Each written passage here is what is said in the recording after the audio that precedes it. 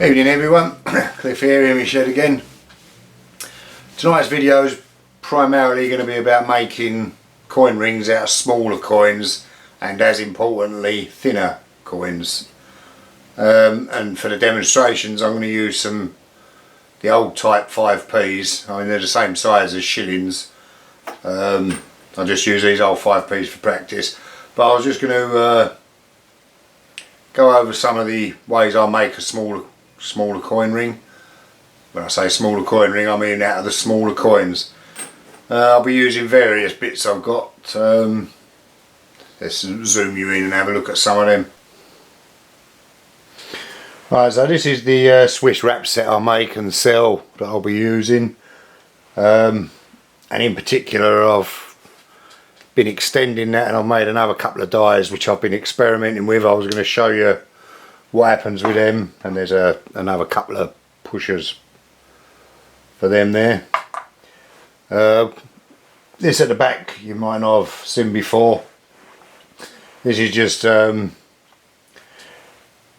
still kind of working on this. It's just a set of cones to stretch the coins out, to fold the coins. I've been working on them for a while.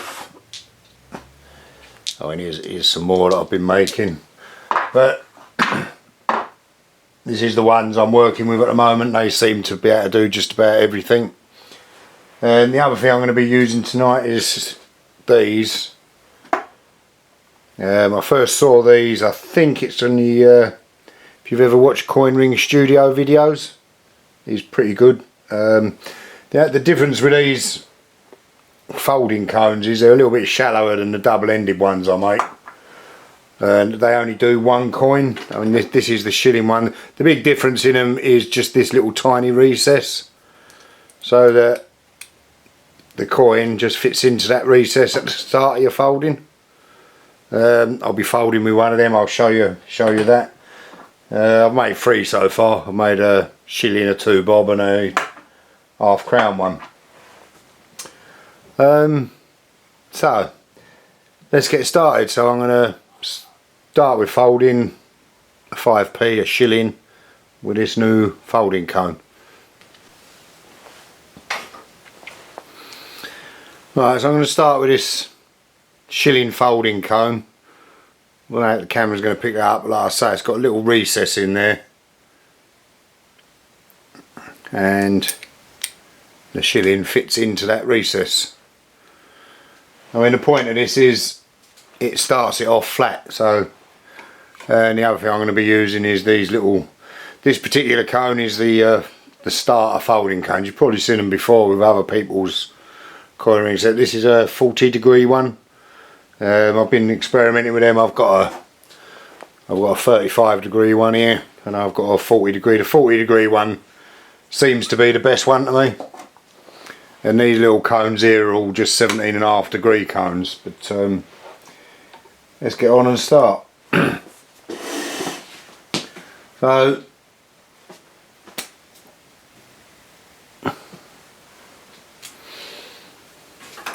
So this is how it sets up in the arbor press.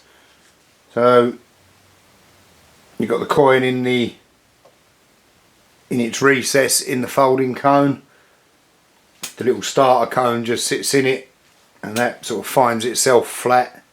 Obviously the coin's been annealed, and just start the press.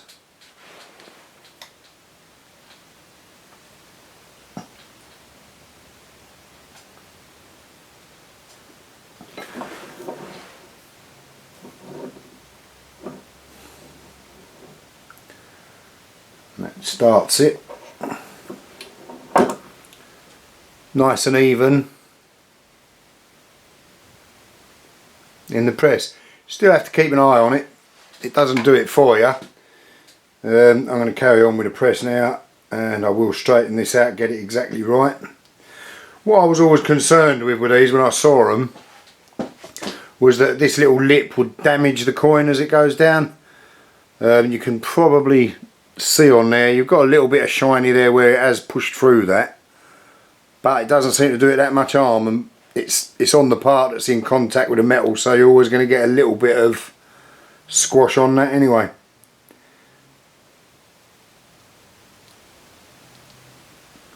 I'll just get that nice and flat in the cone, and then use this little 17.5 degree cone that I've made. It's just the smallest of them, and that will fit.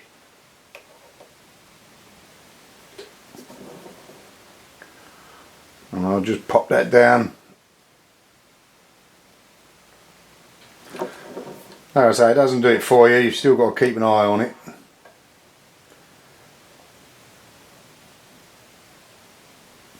Try to make sure as you go that you keep it as flat as you possibly can.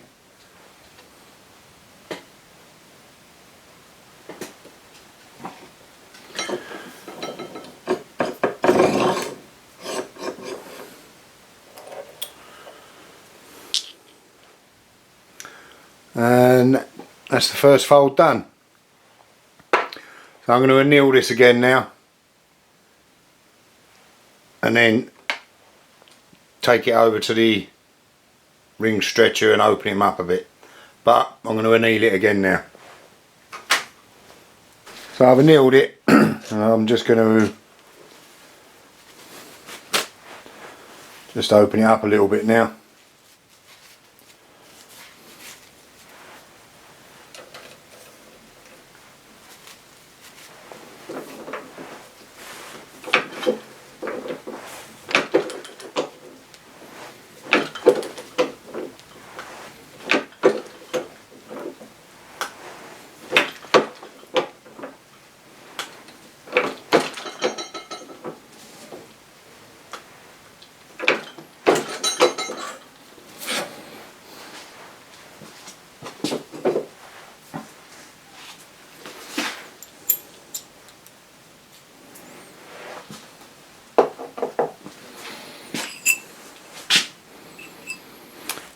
I've opened that up, and that's at the tight end about an O.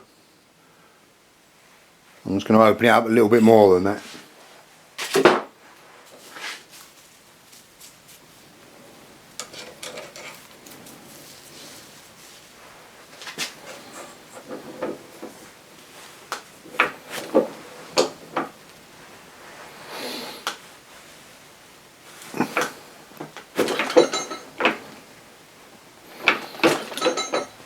I think that's about as far as I'd want to go with that without annealing it again.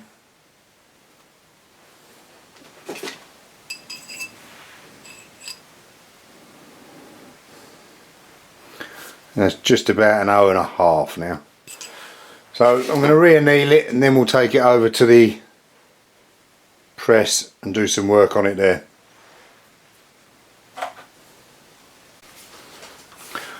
Okay, so I've re-annealed it, and like I say, I've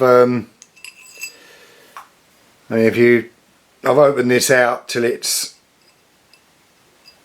with the milled edge up. Again, about an hour and a half. Milled edge down, about a Q and a half. I know I'm going over a sort of a bit of old ground what I've done before here, but there is a point to it if you just bear with me. So I'm going to wrap this now. I'll do that off camera, and we'll get it in one of the Swedish wrap dies. Swiss wrap, Swedish wrap. Just before I wrap it, I will point out that I have just taken a file around the edge on the outside and the inside of the cut edge, just to take all the rough edges off. It's quite important that you do that. With this method, I've found you get these little tiny bits between bits of the pattern, and if you're not careful they can cause it to buckle. But anyway, I've taken the rough bits off. Now I'm going to wrap it.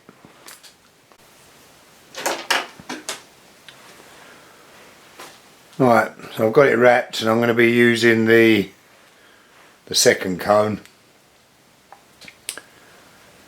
reeded side up.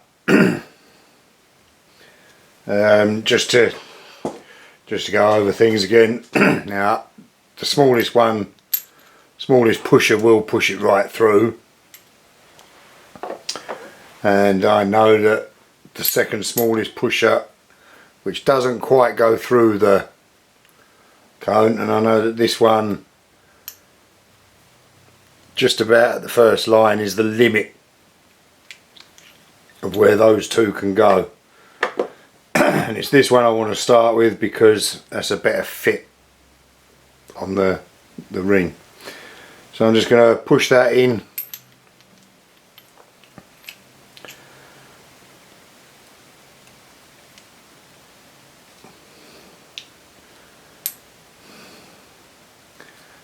Get it pretty centralised.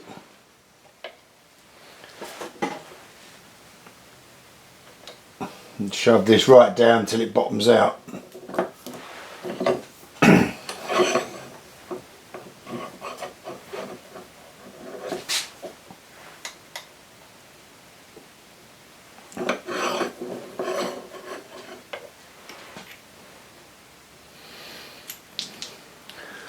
And that's it, the ring is actually bottomed out on there. It's still intact, the coating on that, so I'm just going to push it right through now. Let's try and get that a bit level.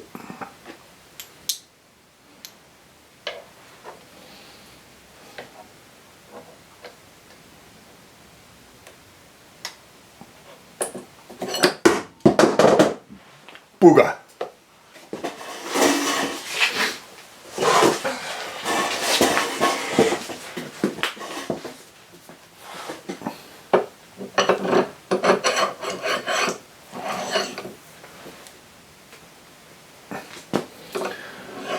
It might help if I put the cup underneath it.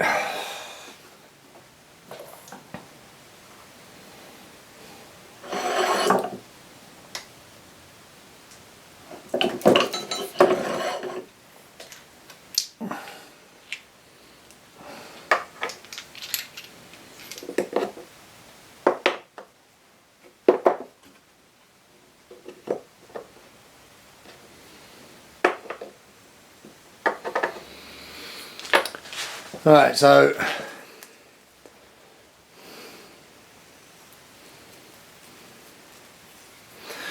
that's the ring pushed right through the cone as this set comes as standard. So that's as small as you can go with this set, and that is just about an 0.5 on the reeded edge, and just over a P on the unreeded edge.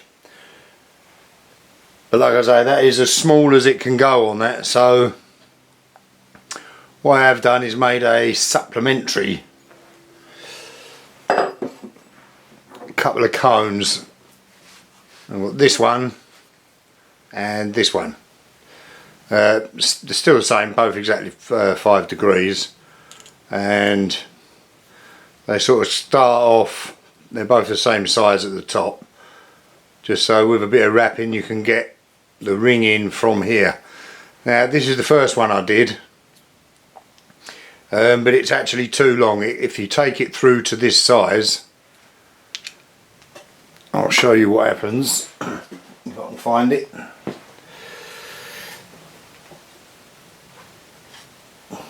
Okay, so this is a ring that would come out of the bottom of that, but every single one I've done, you get this, it starts to deform. Now I'm not sure whether that's due to the pattern or what, but you get this deformation all the way around, sort of almost like it buckles. So what I am going to do is re-anneal this, re-wrap it, and first of all I'm going to put it through this cone.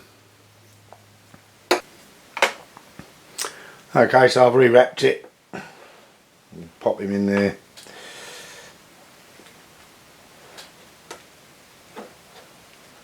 I'm just going to push that down with the press to just below the first line. Make sure I've got it as far down as I can for the next plunger.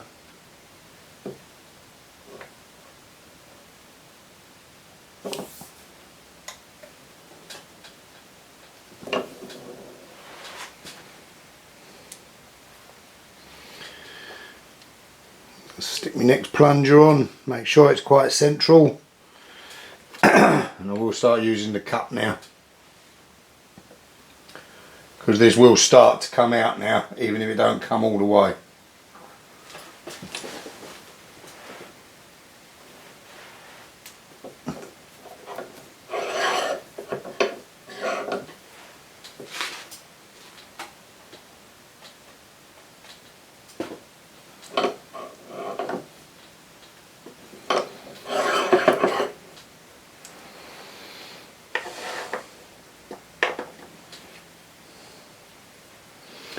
As you can see, it's nearly out, but not quite. So I need this supplementary plunger, and this does get critical here. You need to be dead in the centre now, because it will start. It only needs a tiny little press to get it out, but this is where they can buckle and twist. That's it out. Hopefully he's out in one piece.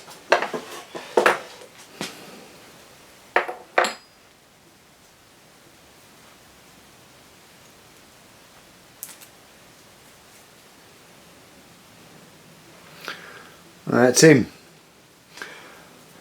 So out of the bottom of that one,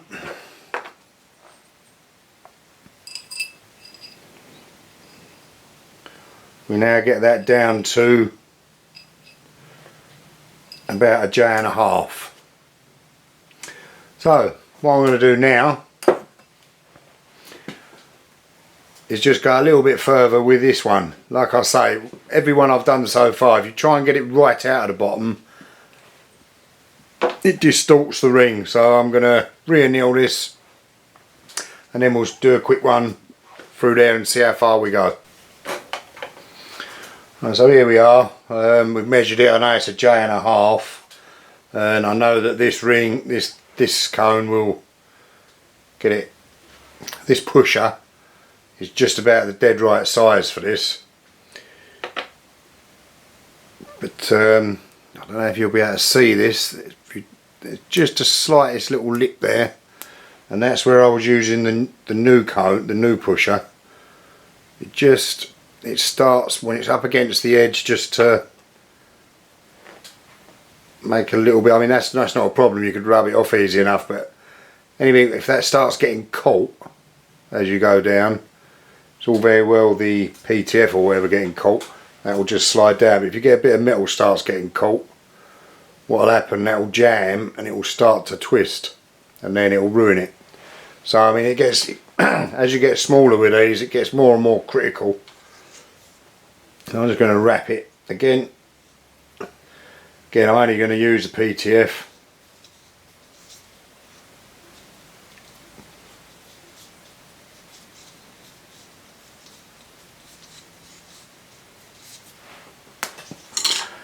Should do it. Well, so I know that one fits reasonably perfect. So I'm going to have a go with the longer. It's exactly the same. This one, it's got the same diameter on the start. Obviously it goes down to a much smaller diameter because it's longer, and I'd say I have pushed a ring out that big out of the bottom of it, but it deforms it. So what I want to do this one, I'm going to just check again just to see how far down I can go down till that's flush safely. I mean, it can go down a fair bit further than that. So put that in there.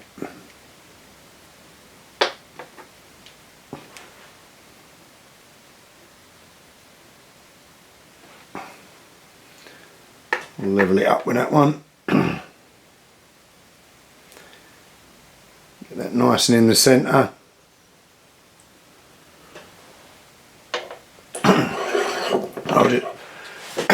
I'll just take that down flush with the top to start with. Now I know that can go at least another mark, so I'll take this smaller one and take that down to one line on there.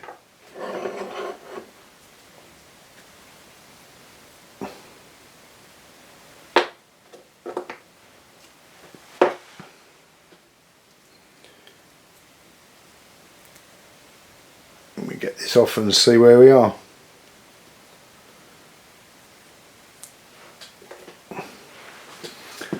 Right, so now we're getting a much smaller ring,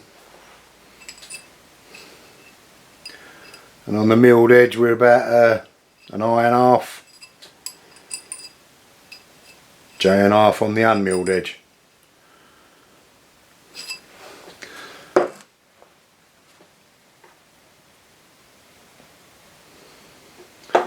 So now this supplementary pusher is just about the right size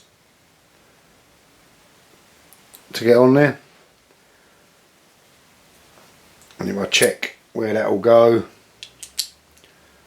I can quite safely go flush with the smallest pusher in the original set. So I'll wrap this one up again and we'll take it down to that. I do tend to take a bit more care with the wrapping of these, especially around the milled edge, because any discrepancies here do seem to make a bigger difference. I'll just shove that down in there with that. Get it nice and flat.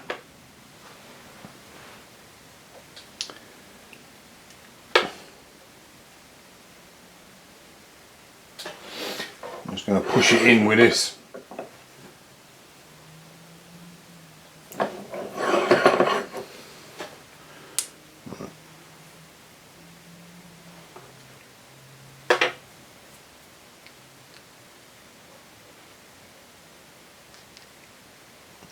I haven't actually pressed that at all, I've just pushed it into the cone, and now I'm going to go with a supplementary, trying to get this as central as possible, because this is where it starts to damage the edge if you're not careful.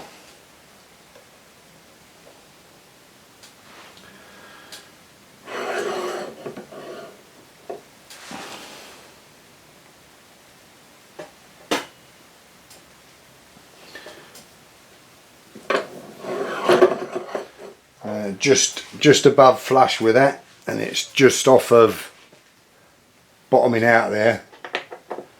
I'm going to get that out. I'm going to have a look. As you can see, this is how the PTF slides up the pusher.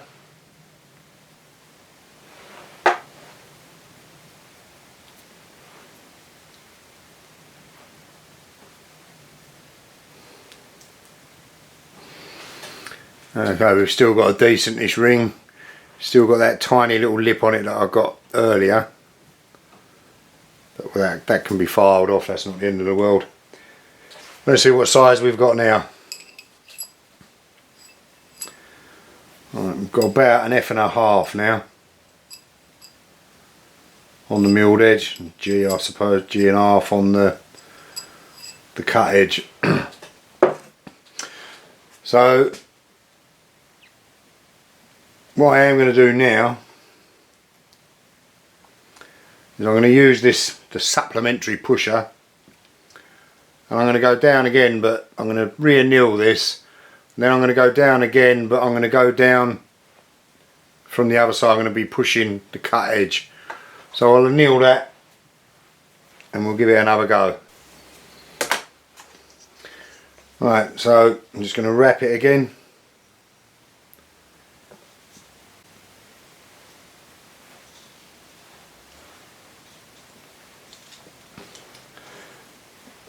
And this time the emphasis on me wrapping is going to be over the cut edge.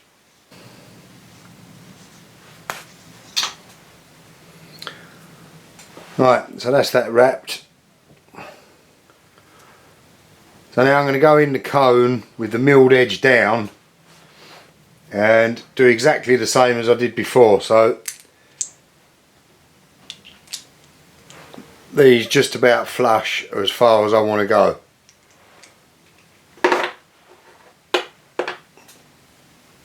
So I'm putting that in, the milled edge down. I'm just going to square it up if I can with this bigger cone pusher.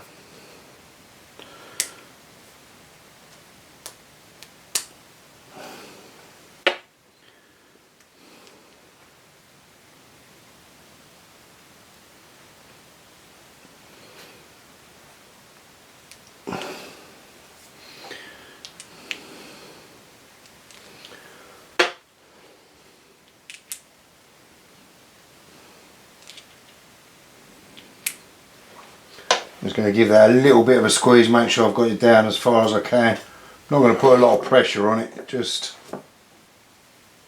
try and make sure I've got it lined up, even I've managed to nick the edge of this.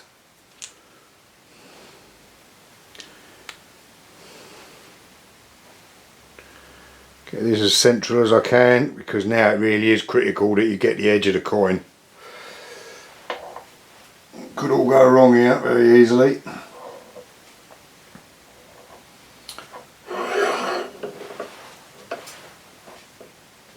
Okay, here we go.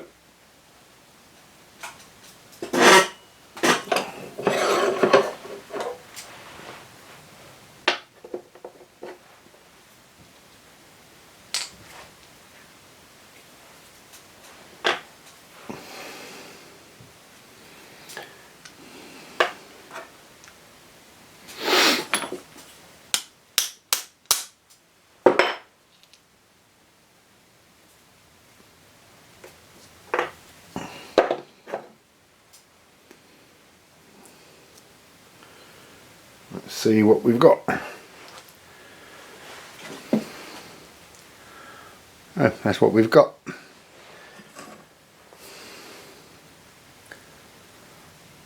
Pretty straight, needs a little bit of work obviously, but we've now got a tiny little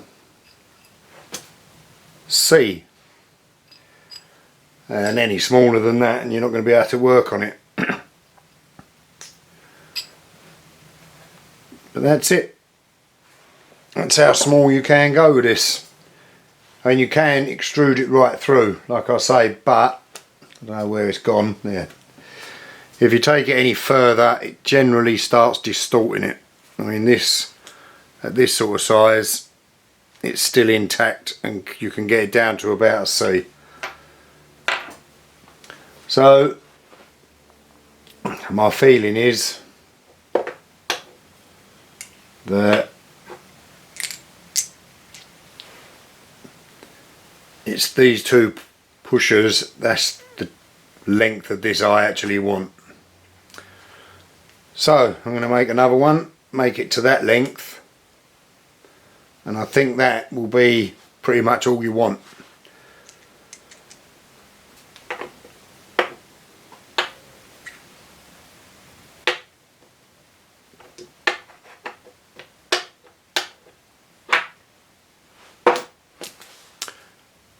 This has gone on a little bit longer than I expected it to.